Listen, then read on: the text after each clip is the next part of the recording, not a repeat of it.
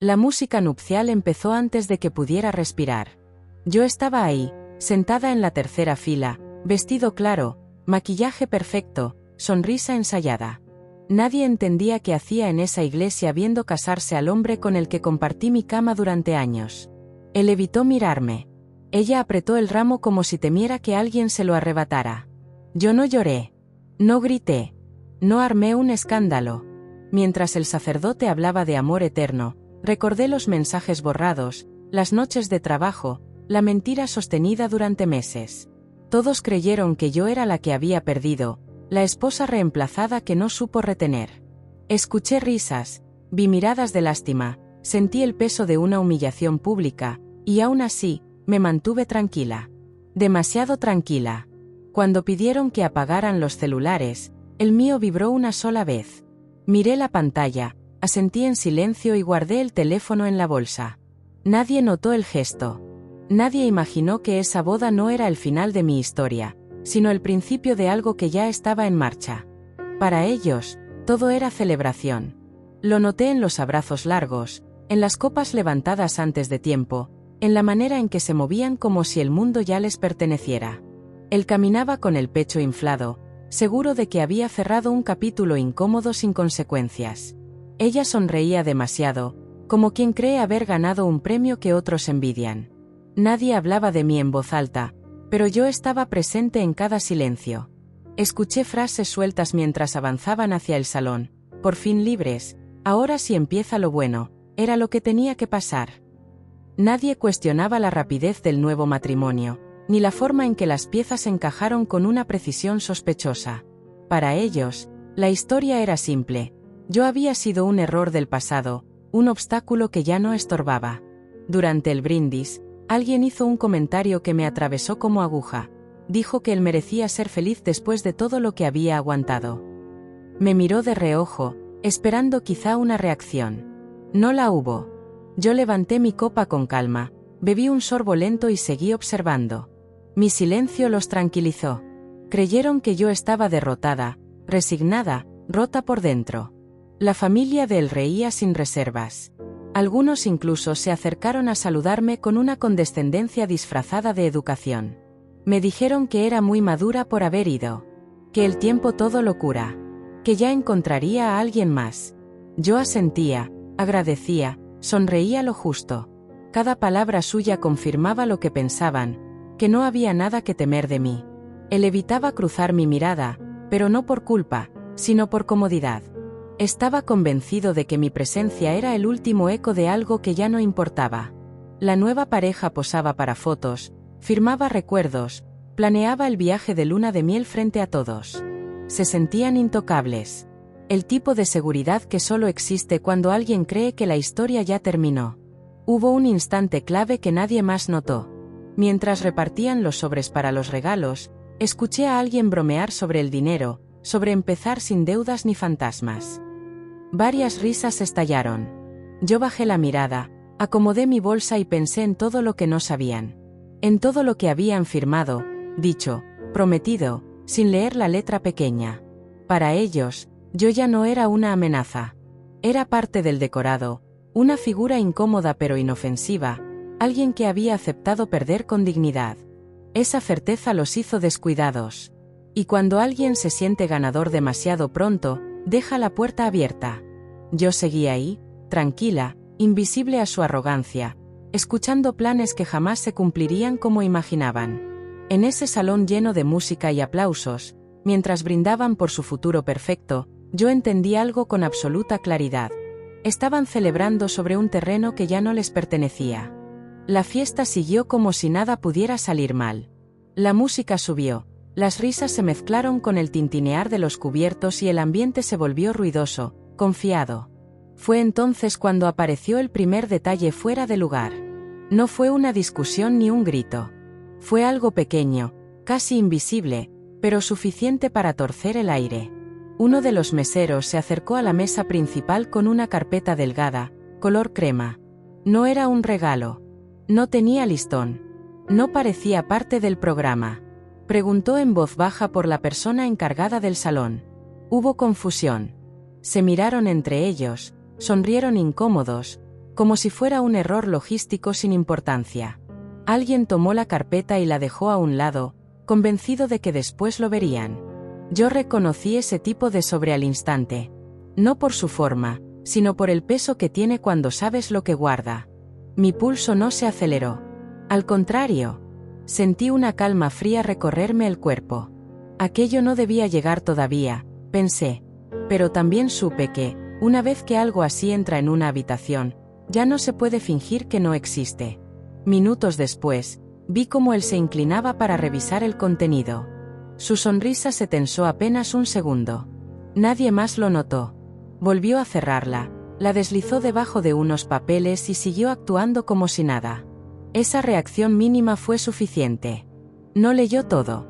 Solo lo necesario para saber que algo no estaba donde creía. La conversación en su mesa cambió de tono. Bajaron la voz. Ella frunció el ceño. Preguntó algo rápido, él negó con la cabeza.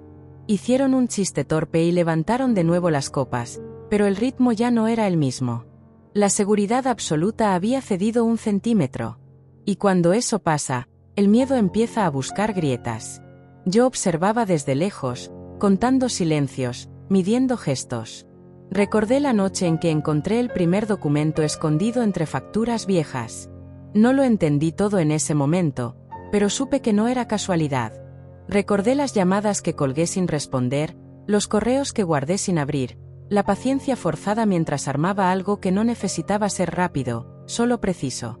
Alguien del salón volvió a acercarse. Esta vez no sonrió. Pidió confirmar datos, horarios, firmas. Dijo palabras como responsable y pendiente. Nada escandaloso. Nada aún. Pero el brillo de la celebración se opacó un poco más. Los invitados siguieron bailando, ajenos a la fisura que comenzaba a abrirse bajo la pista. Yo sentí el impulso de levantarme e irme. No lo hice. Sabía que aún no era el momento. El verdadero giro nunca se anuncia con ruido, llega cuando todos creen que todavía hay control. Me acomodé en la silla, respiré hondo y miré el reloj. Todo iba según lo previsto, aunque ellos todavía no lo sabían. Mientras tanto, la carpeta seguía ahí, sobre la mesa principal, como un objeto incómodo que nadie se atrevía a abrir de nuevo. Para ellos, era solo un trámite inesperado. Para mí, era la primera señal visible de que la historia que habían construido empezaba a desmoronarse desde adentro. La música volvió a bajar sin que nadie lo pidiera. No fue un silencio total, pero sí ese tipo de pausa incómoda que se cuela cuando algo deja de funcionar como debería. Él tomó la carpeta otra vez, ahora con menos prisa y más necesidad. Esta vez no la escondió. La abrió ahí mismo, con la espalda rígida, como si el papel pudiera morder. Leyó la primera página. Luego la segunda. Su mandíbula se apretó. Buscó una firma que no encontró donde esperaba. Pasó las hojas con torpeza, cada vez más rápido, hasta que se detuvo en un párrafo subrayado. Ahí fue cuando entendió que no se trataba de un error del salón ni de un trámite olvidado. Era algo previo, antiguo, decidido desde antes de esa boda. Ella se inclinó sobre la mesa para ver. Sus dedos, todavía con el esmalte perfecto, temblaron apenas al sostener el documento. Preguntó en voz baja qué significaba eso. Él no respondió de inmediato. Tragó saliva. Miró alrededor como buscando una salida invisible. No había. Alguien más se acercó, curioso por la tensión repentina. Les explicaron, con palabras medidas, que había un cambio registrado, que ciertas cosas ya no estaban a nombre de quien creían, que el acuerdo al que hacían referencia había sido modificado meses atrás. Todo legal. Todo validado. Todo fechado antes de los preparativos, antes del vestido, antes de las invitaciones. El color se les fue del rostro. La celebración ya no los protegía. Las risas cercanas empezaron a sentirse lejanas, irreales. Él insistió en que debía haber un error, que eso no podía ser así, que él nunca firmó algo semejante. La respuesta fue seca, profesional, sí firmó. Y también aceptó las condiciones. Ella empezó a hacer cuentas en su cabeza. Se notaba. Sus labios se movían sin sonido. Preguntó qué pasaba con lo demás, con lo que daban por hecho, con lo que habían planeado usar para empezar su nueva vida. La respuesta no fue cruel, solo clara, No les pertenecía. No como pensaban. No ya. Yo observaba la escena como quien ve cumplirse algo inevitable. Recordé el día exacto en que entendí el alcance real de lo que tenía entre manos. No fue un golpe de suerte. Fue leer despacio, preguntar más despacio todavía y firmar cuando nadie estaba mirando. Ellos confundieron mi silencio con ignorancia. Fue su error más caro. Él se levantó de la mesa, intentando mantener la compostura, pero el temblor en las manos lo delataba. Caminó unos pasos, habló con alguien del lugar, volvió a sentarse. Nada cambiaba. Cada explicación confirmaba lo mismo, las decisiones importantes ya estaban tomadas. Y no por ellos. Algunos invitados empezaron a notar el ambiente raro. Las miradas se alargaron. Los susurros crecieron. Ella dejó el ramo sobre la mesa, como si de pronto pesara demasiado. Preguntó si había alguna forma de revertirlo. Le dijeron que no. Que todo estaba en regla. Que había plazos, sí, pero no para cambiar el fondo del asunto. Fue entonces cuando él levantó la vista y me vio. De verdad me vio. No como un recuerdo incómodo ni como una sombra del pasado, sino como la única persona en ese salón que no parecía sorprendida. Nuestros ojos se cruzaron apenas un segundo. No sonreí. No hice ningún gesto. Y aún así, entendió. En ese instante, la verdad empezó a acomodarse en su cabeza con una claridad brutal. Mientras ellos planeaban una boda, yo ya había decidido el final. No hubo anuncio ni dramatismo. La autoridad nunca entra haciendo ruido. Entra cuando ya no hay vuelta atrás. Dos personas cruzaron el salón con pasos firmes, traje sobrio, portafolios idénticos. No miraron la pista ni las mesas. Fueron directo a la coordinación del evento y pidieron hablar con los responsables. El murmullo creció como una ola lenta. Alguien intentó sonreír, explicar que era una boda, que podían esperar. La respuesta fue educada y definitiva: no. Tenían instrucciones claras y un margen corto. Minutos. No horas. Minutos. El aire se volvió espeso. La música se apagó del todo, ahora sí, y el salón quedó suspendido en una quietud incómoda. Se acercaron a la mesa principal. Dijeron nombres completos, fechas, referencias. Sacaron documentos con sellos visibles, hojas numeradas, copias certificadas. Hablaron de una notificación formal, de una revisión inmediata y de una orden que debía cumplirse ese mismo día. Nadie levantó la voz. No fue necesario. Él intentó interrumpir, pedir una explicación más clara, un favor, cualquier cosa que le devolviera el control.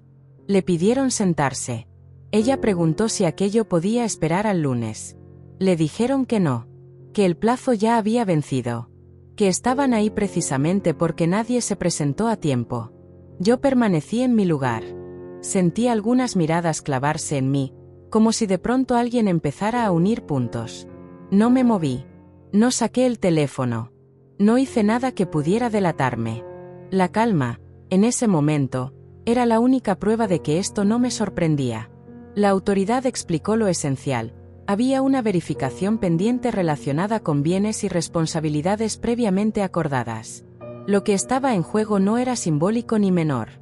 Hablaban de inventarios, de accesos, de obligaciones inmediatas. Mencionaron consecuencias si no colaboraban. Todo con un tono neutro que dolía más que un grito. El salón dejó de ser un lugar de fiesta. Los invitados comenzaron a levantarse, confundidos, incómodos. Algunos fingían llamadas urgentes. Otros observaban con morbo contenido. Nadie entendía del todo qué pasaba, pero todos sabían que algo grave estaba ocurriendo en tiempo real. Ella apretó los labios, buscando una salida elegante. Preguntó si podían hablar en privado. Le dijeron que sí, pero que los documentos debían revisarse ahí mismo. Sacaron una lista. Empezaron a leer. Cada punto era una puerta que se cerraba. Él pidió llamar a su abogado. Le dijeron que podía hacerlo, pero que eso no detenía el proceso. Marcó con manos temblorosas. La llamada no duró mucho. Colgó sin decir palabra. El sudor le brillaba en la frente. La seguridad que había mostrado horas antes ya no existía. Yo respiré hondo. No por nervios, sino por la certeza de que el punto de no retorno acababa de cruzarse. La autoridad no vino a negociar ni a advertir. Vino a ejecutar algo que llevaba meses en papel, esperando el momento exacto para hacerse visible. Cuando pidieron un espacio despejado para continuar, entendí que la fiesta había terminado oficialmente. Y que, a partir de ese momento, nada de lo que ellos dijeran podría detener lo que ya estaba en marcha. Fue entonces cuando me levanté. No de golpe, no con prisa. Me acomodé el vestido, respiré profundo y caminé despacio entre mesas que ya no sabían dónde mirar. Sentí el peso de las miradas clavarse en mi espalda, pero ninguna me detuvo. La autoridad hizo una pausa al verme acercar. Yo asentí apenas, como quien confirma algo acordado desde hace tiempo. Pedí la palabra sin levantar la voz. Nadie me la negó. No hacía falta. El silencio ya me pertenecía. Dije que no estaba ahí para arruinar una boda. Que esa historia había terminado para mí mucho antes. Expliqué, con calma, que durante meses escuché mentiras dichas con la misma naturalidad con la que se prometía amor eterno. Que vi cambios de humor, ausencias justificadas, cuentas que ya no cuadraban. Y que elegí no gritar. No confrontar. No suplicar. Conté que mientras todos celebraban una nueva ilusión, yo aprendí a leer contratos. A preguntar lo que nunca se pregunta. A guardar mensajes, fechas, comprobantes. A entender que el silencio, bien usado, puede ser más poderoso que cualquier reclamo. No hablé de dolor con dramatismo, hablé de hechos. De decisiones tomadas en frío cuando el corazón ya había entendido lo que la cabeza tardaba en aceptar. Ellos me miraban como si escucharan a una desconocida. Él quiso interrumpir. Levanté la mano, suave, sin agresión. Seguí. Dije que cada firma tenía una razón, cada cláusula un propósito. Que nada se hizo por venganza, sino por protección. Por justicia. Por no permitir que mi vida siguiera siendo administrada por alguien que me traicionó creyendo que yo no vería más allá. Expliqué que no aparecía ahí por accidente. Que asistir a esa boda fue una decisión consciente. Porque había momentos en los que la verdad necesitaba un escenario claro para mostrarse completa. Y ese, les gustara o no, era el escenario perfecto. No para humillarlos, sino para que entendieran el alcance real de sus actos. La autoridad confirmó, con un gesto breve, que todo lo dicho coincidía con los documentos. Que los plazos, las condiciones y las consecuencias estaban claras desde hacía meses. Yo no había improvisado nada. Todo estaba registrado, validado, sellado. Miré a ella por primera vez de frente. No con odio. Con una serenidad que la desarmó. Le dije que nunca fue personal. Que simplemente llegó a ocupar un lugar construido sobre mentiras. Y que nadie puede edificar un futuro sólido sobre eso sin pagar un precio. Luego lo miré a él. Dije la frase que llevaba guardando tanto tiempo, sin elevar el tono, sin temblar. No reaccioné porque no estaba perdiendo. Estaba preparándome. No añadí nada más. No hacía falta. Di un paso atrás. El salón seguía en silencio, pero ya no era un silencio de fiesta interrumpida. Era el silencio que queda cuando una verdad termina de acomodarse en todas las cabezas.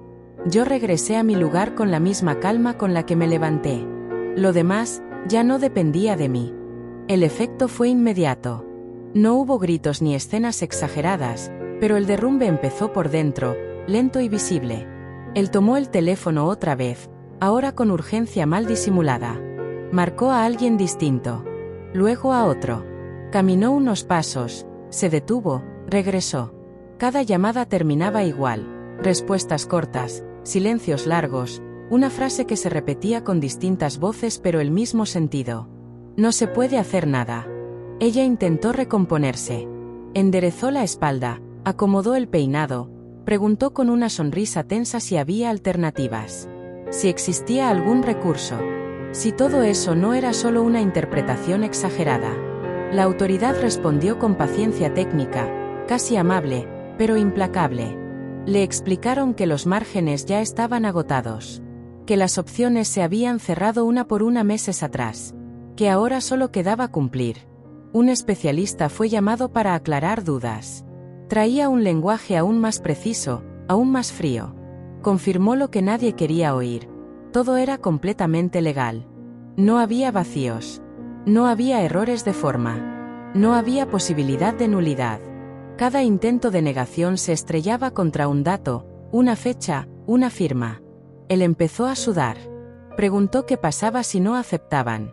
Le hablaron de consecuencias mayores, de costos acumulados, de problemas que crecerían rápido. Se pasó la mano por la cara, como si al hacerlo pudiera borrar lo que estaba escuchando. No podía. El control que creyó tener siempre fue una ilusión sostenida por mi silencio. Ella buscó apoyo en la familia, en los amigos más cercanos. Las miradas se esquivaron. Nadie quería involucrarse. Nadie quería ser arrastrado. La celebración se había convertido en un riesgo, y todos entendieron el mensaje sin necesidad de explicaciones. Intentaron negociar tiempos. Pidieron días, horas, cualquier cosa que les permitiera salir de ahí con dignidad. La respuesta fue la misma: el procedimiento ya estaba en curso. Podían colaborar o complicarlo más. Esa era la única elección que quedaba. Yo observaba sin intervenir. No había placer en verlo ocurrir, pero sí una sensación profunda de cierre. Cada intento fallido confirmaba que no había atajos. Que las decisiones tomadas con arrogancia siempre pasan factura, aunque tarden en hacerlo. Él se acercó a mí por última vez, con la voz baja, casi suplicante. Dijo que no era necesario llegar tan lejos. Que podían hablar. Que siempre había una forma de arreglar las cosas entre adultos. Lo miré con la misma serenidad de antes y no respondí. No porque no tuviera que decir, sino porque ya lo había dicho todo. Cuando la autoridad pidió que se prepararan para el siguiente paso, entendieron al fin que no se trataba de una amenaza. Era el final de cualquier margen de maniobra. La caída no sería rápida ni silenciosa. Sería completa. Y estaba ocurriendo frente a todos. El siguiente paso no fue una discusión, fue un procedimiento. La autoridad pidió despejar un área específica del salón. Indicaron con precisión que debía retirarse, que debía revisarse y que ya no podía usarse. Nada simbólico. Todo concreto. Mesas movidas, cajas abiertas, sobres contados frente a testigos. La fiesta se desarmó pieza por pieza. Le solicitaron llaves, accesos, tarjetas. Él tardó en entregarlas, como si al sostenerlas un segundo más pudiera retrasar lo inevitable.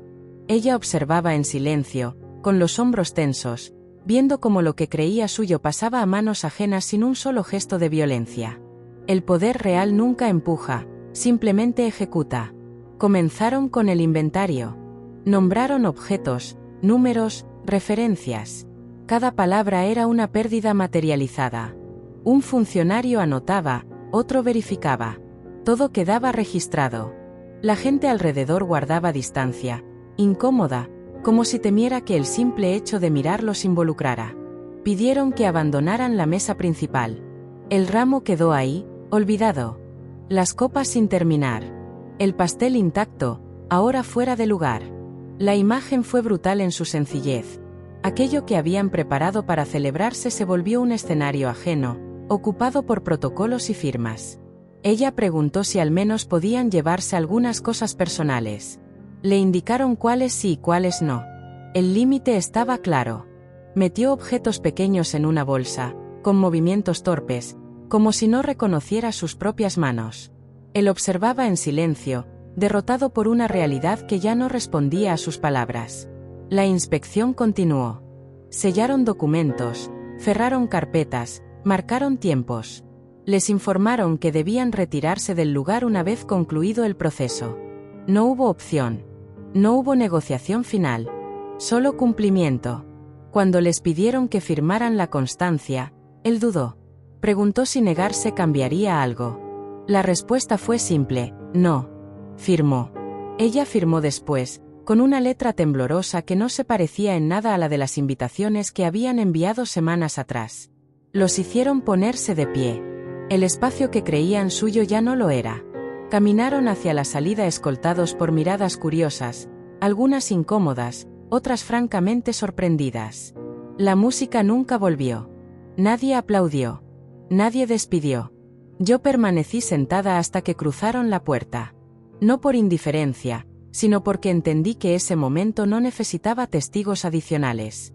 La consecuencia ya era física, visible, irreversible. Habían perdido más que una discusión o un argumento. Habían perdido el lugar desde el cual creían empezar una nueva vida. Cuando el salón quedó medio vacío y el ruido de la calle se coló por la entrada, supe que esa expulsión no era solo de un espacio. Era el final de una ilusión sostenida por mentiras. Y no había vuelta atrás. Los vi desde lejos, ya afuera, sin música, sin aplausos, sin nadie organizando nada por ellos. La calle seguía igual que siempre, coches pasando, gente caminando, el ruido normal de un sábado cualquiera. Esa indiferencia del mundo fue lo que más pesó. Para ellos, todo acababa de romperse, para el resto, no había pasado nada. Se quedaron parados unos segundos, como si esperaran que alguien saliera a explicar que todo había sido un malentendido. Nadie salió. Él miró el celular otra vez, sin marcar. Ella ajustó el abrigo, aunque no hacía frío. El gesto fue automático, una forma torpe de buscar contención cuando ya no queda nada firme a lo que aferrarse. Cargaban pocas cosas. Demasiado pocas para alguien que creía haber empezado una nueva etapa. Caminaron hacia el estacionamiento sin hablar, sin mirarse, cada uno encerrado en su propia caída. No había reproches en voz alta, pero el silencio entre ellos era más pesado que cualquier discusión. El coche los esperaba como una solución mínima. Abrieron la cajuela, acomodaron lo que pudieron y se quedaron ahí, de pie, sin decidir quién subiría primero. La escena no tenía dramatismo, y justo por eso dolía más. Era el tipo de derrota que no se grita, que no se llora frente a otros, que se digiere lentamente. Ella rompió el silencio con una pregunta baja, casi inútil. Él no respondió. Miró hacia la entrada del salón, luego al suelo. La respuesta estaba clara sin decirse, no había plan B. Todo lo que habían dado por seguro había desaparecido en cuestión de horas. Yo los observaba desde la distancia, sin acercarme. No sentí triunfo. Sentí algo distinto, más hondo, la certeza de haber salido a tiempo de una historia que me habría arrastrado con ellos. El exilio no siempre es un castigo impuesto. A veces es el resultado natural de las decisiones equivocadas. Subieron al coche finalmente. Cerraron las puertas. El motor arrancó con un sonido común, nada especial. Se fueron mezclándose con el tráfico, perdiéndose entre otros vehículos idénticos. Nadie los siguió. Nadie los recordó en ese instante. Me quedé un momento más ahí, viendo cómo la vida continuaba sin pausa. Entendí que esa era la verdadera derrota. Descubrir que el mundo no se detiene para acompañar la caída de nadie. Que, cuando todo se pierde, no hay escenario, no hay testigos, no hay consuelo externo. Regresé al interior del salón solo para tomar mi abrigo. El lugar ya estaba siendo desmontado, como si la boda jamás hubiera existido. Y mientras salía, supe que ese silencio final, ese exilio discreto, era el cierre más justo para una historia construida sobre engaños. Salí cuando ya no quedaba casi nadie. Me puse el abrigo con calma y crucé la puerta como si fuera un día cualquiera. Afuera, el aire era distinto. Más liviano. Los vi a unos metros, apoyados en el coche, discutiendo en susurros que ya no tenían fuerza. Me acerqué sin prisa. No me anuncié. Me vieron venir y supieron que ese encuentro era inevitable. Yo ya no era la misma de horas antes. La postura recta, la voz firme, la mirada clara. No había rastro de la mujer que dudaba, que pedía explicaciones, que esperaba cambios. Me detuve frente a ellos y esperé. El silencio volvió a colocarse donde siempre debió estar. Él habló primero. Dijo mi nombre como si fuera una cuerda lanzada al vacío. Pidió perdón. No uno grande, ni elaborado. Uno práctico, desesperado. Dijo que se equivocó, que no midió consecuencias, que todo se salió de control. Prometió arreglarlo. Prometió aprender. Prometió lo que nunca supo cumplir. Ella me miró después, con los ojos rojos, buscando algo que la salvara del momento. Dijo que no sabía. Que la historia que le contaron no incluía finales así. Que nadie le advirtió. Sus palabras sonaron pequeñas, como si se hubieran quedado sin espacio para sostenerse. Los escuché completos. No interrumpí. Cuando terminaron, asentí una sola vez. Les dije que el perdón no era el problema. Que el problema era haber creído que yo debía cargar con decisiones que no tomé. Que la vida no se reinicia con disculpas cuando el daño ya está hecho. Aclaré algo importante, con la voz tranquila, no fui ahí para vengarme ni para humillarlos. Fui porque cerrar ciclos requiere presencia, no huida. Y porque a veces la única forma de que alguien entienda el alcance de sus actos es viéndolos caer sin que nadie los empuje. Él preguntó si había alguna posibilidad de volver atrás. Si todavía existía un nosotros. Lo miré directo y respondí la frase que terminó de apagar cualquier esperanza. No perdí nada hoy. Lo recuperé todo. No añadí más. No hacía falta.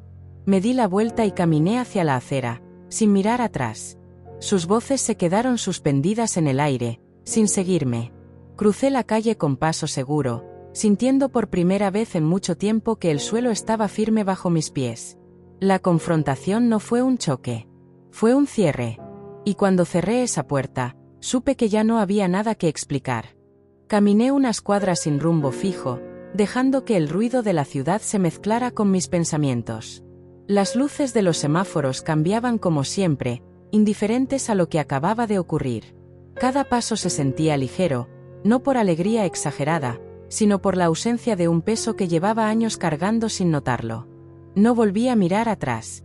Sabía exactamente lo que dejaba, 2 personas paradas frente a un futuro reducido a incertidumbre, a decisiones mal calculadas, a promesas que ya no tenían a quien sostener. No sentí lástima. Tampoco rencor. Solo una claridad tranquila que nunca había conocido. Saqué el teléfono y borré el último contacto que aún me ataba a esa historia. No fue un gesto dramático. Fue práctico. Como cerrar una cuenta que ya no se usa. Guardé el celular y seguí caminando, respirando un aire que por primera vez no dolía. Llegué a mi coche, encendí el motor y me quedé unos segundos en silencio. La radio estaba apagada. No necesitaba música. Encendí las luces y avancé, dejando atrás la zona, el edificio, la noche que había sido testigo de todo. En el retrovisor, las luces se hicieron pequeñas hasta desaparecer. Entendí algo mientras manejaba: la justicia no siempre llega con aplausos ni finales perfectos. A veces llega en forma de vacío, de consecuencias silenciosas que se arrastran durante años. Y eso, aunque no se vea, pesa más que cualquier castigo inmediato. Ellos se quedaron con ese vacío.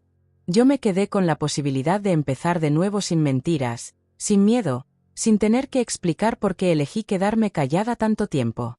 Mi historia no terminó ahí. Apenas estaba limpiando el terreno para lo que venía. Apagué el motor frente a mi casa. La luz del porche se encendió al bajar del coche. Entré y cerré la puerta detrás de mí. El sonido fue seco, definitivo. No hubo celebración. Solo un cierre necesario. Y si algo aprendí de todo esto, es simple y directo. Cuando subestimas a quien calla, no ves venir el momento en que deja de perder y empieza a vivir.